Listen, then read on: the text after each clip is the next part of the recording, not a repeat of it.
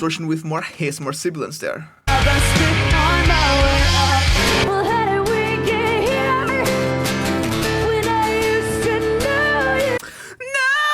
Listen to that breathiness. No! Ladies and gentlemen, we're back in the studio with a good cup of coffee for one more vocal analysis. And yesterday, as I was teaching some in-person students, I was opening some backing tracks on YouTube, and I came across this video as a recommended video. Hayley Williams, the singer for Paramore, Raspy Vocals and Voice Cracks. And I was really curious because if you're not new here, well, if you're new here, my name is Caio. I'm a singer-songwriter and also a voice teacher. And as a voice teacher, I work mostly with laryngeal physiology and biomechanics, how the muscles that you have inside your larynx, they work to produce the sounds that you produce when you sing, and that includes vocal distortions. Yeah! So I was really interested when I see Raspy Vocals and Hayley Williams. I really like her singing, I really like her work on Paramore, and I really like her solo record as well. And in fact, during the pandemic, I don't remember if it was 2020 or 2021, but listening to her solo record was something that, it was one of the things that inspired me to write my own original music, apart from the work that I had with my heavier rock or metal bands. If you haven't heard my original music yet, please check it out. But yeah, if you're into this kind of content, subscribe to the channel, click the like button if you, of course, like the video, and let's go, let's talk about it. If we pay attention, we have some yodels there.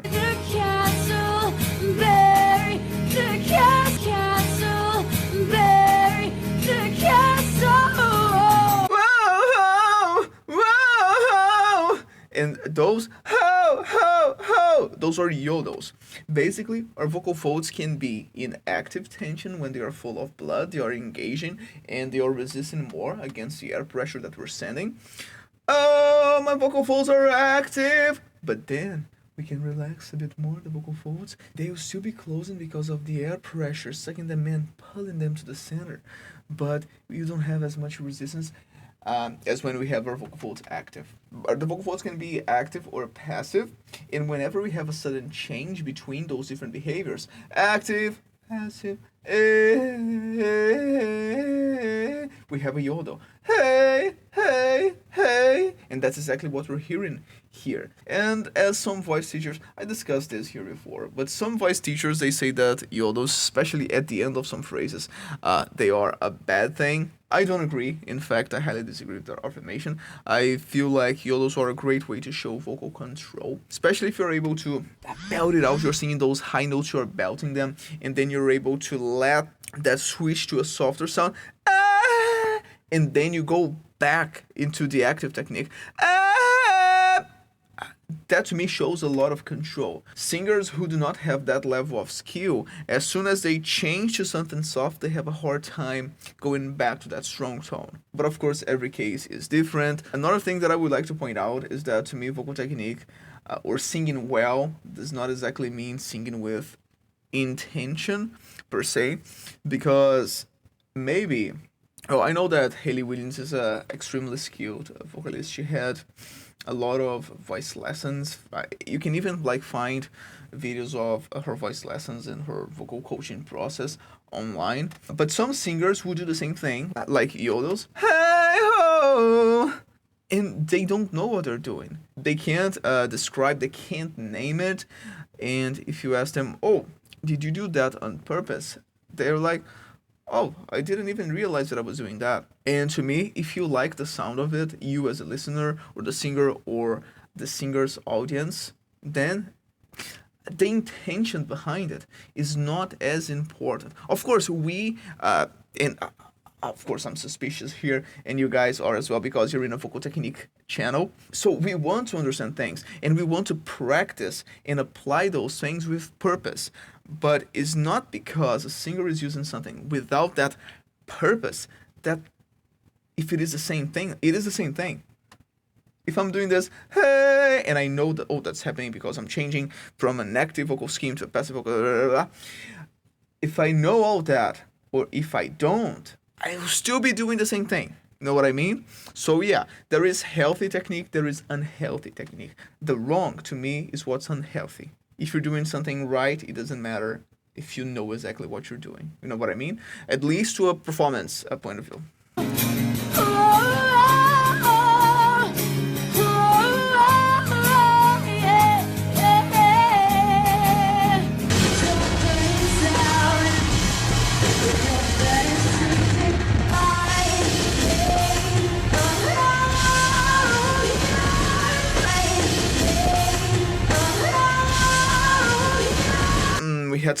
We had some distortion there.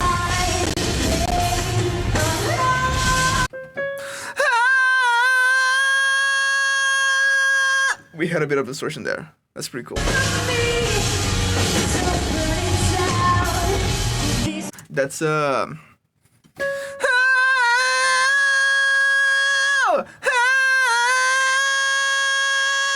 that's a glottic distortion. That's what we call a phaser voice. A phaser voice is a distortion that's kind of in the middle between crackling, yeah, and hiss.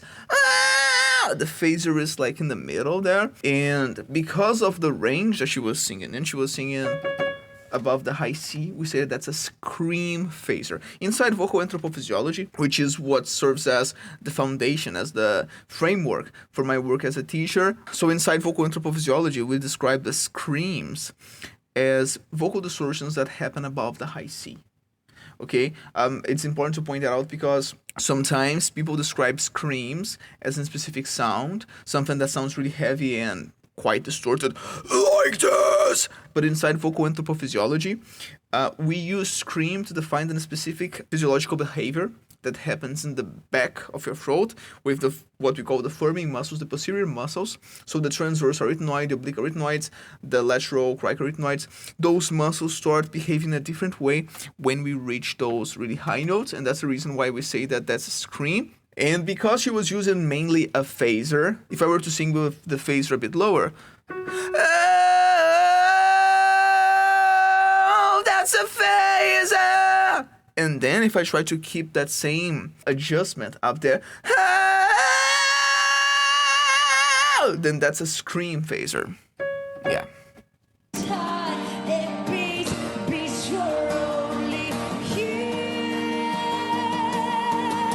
I love the vibrato as well.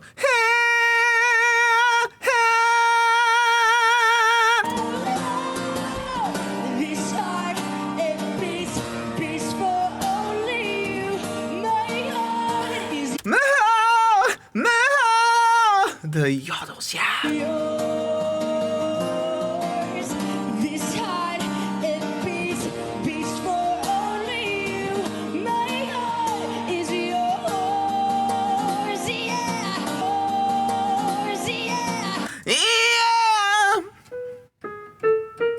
Yeah, that's an example of phaser outside of the scream range. This phaser has more crackling, so it's not as balanced when it comes to comparing crackling and hiss sibilants. So we say, because we have that amount of crackling, we say that that's a phaser creaky.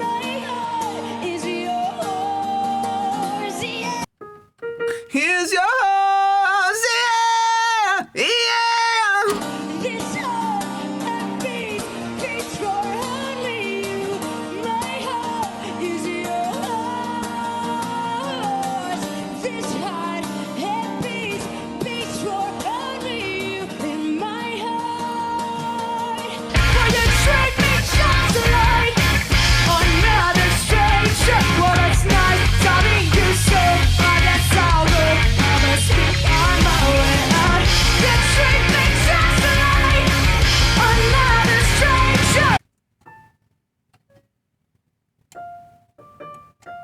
I think I heard a high F there.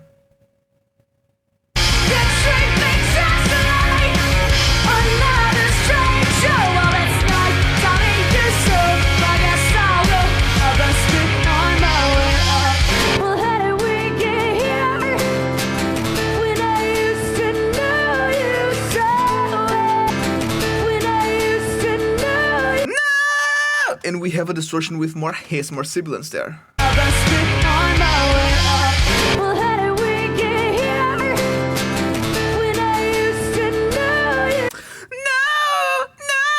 Listen to that breathiness. No, no, no, no, no, no. that makes me think of Janis Joplin. No summertime. But yeah, that's the characteristic of the.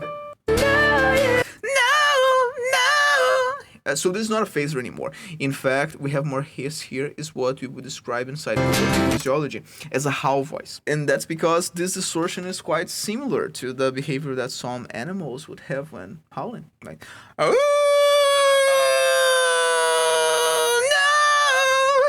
no! You know what? Try that. Try to apply the distortion. It's really, really soft. Just do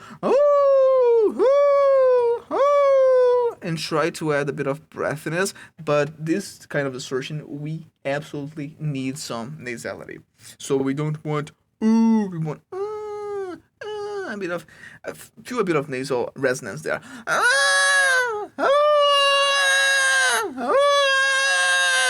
When I'm working with this kind of distortion with my students, a good strategy is imagine that whatever vowel you're singing, let's say that you're singing a or e, imagine that at the end of the vowel you have n or nw.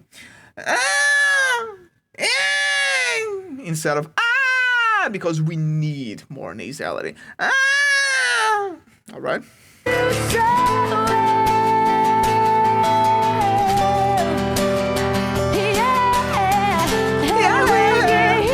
This is the code, right?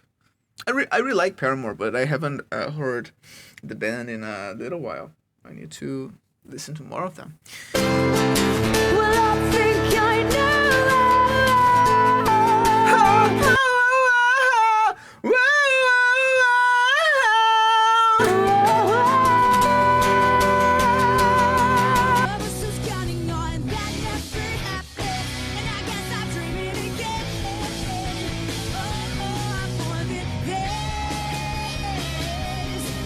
lot of yodels. Yeah, I haven't realized that. Well, I knew that she would use a lot of yodels because I have a student, she's from Brazil, and she has a Paramore cover band, and we've practiced a lot of Paramore songs, and I know that some of them will have distortions. In fact, there's one in particular that I haven't heard here in this compilation yet, but is All I Wanted, that we do have some distortions in there, and yodels as well. So I knew that Hayley would use distortions and yodels, but I haven't realized how much she's into using yodels. I'm biased here, I really like yodels.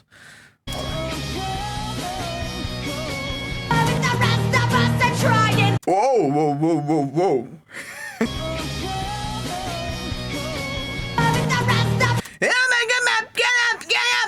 I have no idea what she's singing, but the distortion is made by the corniculate cartilages. Pay attention to that. Pay attention to that sound of something hard crackling.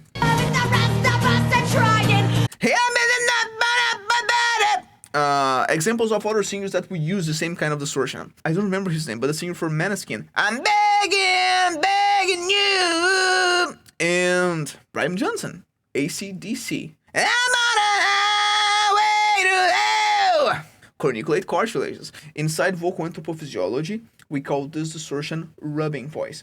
So we heard Hayley using the scream phaser, the howl voice, and the rubbing voice. All of these are different distortions. In fact, we don't have only one kind of raspy voice, no. We have over 40 different kinds of vocal distortions. Some of them will be glottic, like the phaser. Yeah! Some of them will be supraglottic, that means that they happen above the level of the vocal folds, like the rubbing. Some of them will be mixed. They will combine structures at the level of the vocal folds and above the vocal folds, like the grunting. And some of them will be even inspiratory. So I'm using the distortion as I'm breathing in, like the pig squeal. There's no need to apologize, I got no time. Phaser. Time. No. This is so good. No. She's using so much phasers, quite a control, and yodels and phasers, and runs, because she's holding a vowel, right? This is basically a run And that's the reason also why inside vocal anthropophysiology, the ornaments, the so-called ornaments or effects, we call them overlapped vocal schemes, because we have a technique and basically we are overlapping with something else. She was singing with her vocal folds active, whoa! And then overlapping that with those cracks or breaks that we call yodels. Whoa! We also have another scheme there, which is the phaser. Whoa!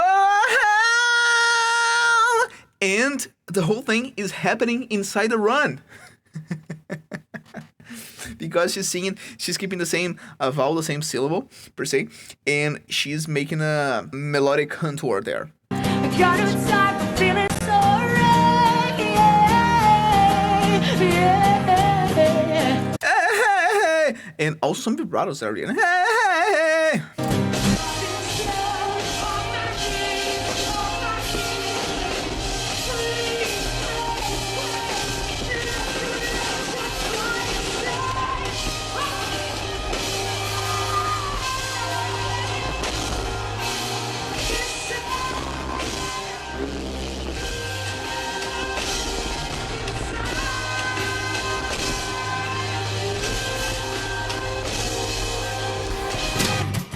This is as live, that previous one is as live as it could ever be. Someone from the audience with their phone recording the stage. This is as live and as raw as a performance could ever be.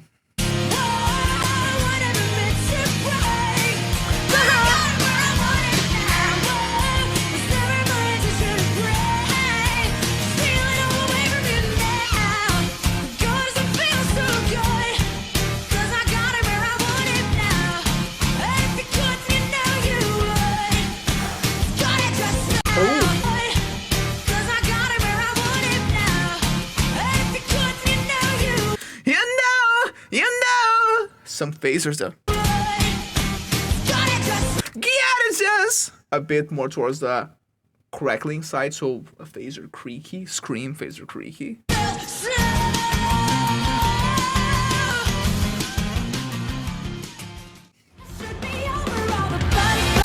Fantastic. It is impressive, right? Of course, this is a compilation of a lot of incredible moments in her singing, in her live singing, which is even better, right? And in my personal opinion, Hayley Williams is one of the main names in rock singing out there right now. I really like the songs. I really like the songwriting. And as we just saw, the vocal skills are just at another level. Now, if you want to develop your own voice, to learn all of these techniques, to learn yodels, to learn vocal distortions, and many other things like active schemes, passive schemes, ornaments, all with several vocal exercises, then I invite you to click the link below to check out my online course, Building Your Voice. It is a training platform with 4 modules where you learn vocal warm-ups, vocal physiology, breathing, active schemes, passive schemes. There is one module dedicated to vocal distortions, and we also have in there a vocal exercise library with exercise for you to practice each of the techniques, and also a module on music theory for singers. Again, check it out, link in the description. If you like this kind of content, consider subscribing to the channel and click the bell button so that you are notified when I post new videos. It's totally free for you, but it helps me a lot with the algorithm. Tell me your thoughts here in the comments. Which of these techniques you already practice and apply in your own singing? Which of them would you like to learn? And which singers and performers would you like me to analyze here next? I want to know from you. Alright, that's it for today, guys. Enjoy your coffee, and remember, if your concepts cannot be seen here in the real world, they must change, and not the world.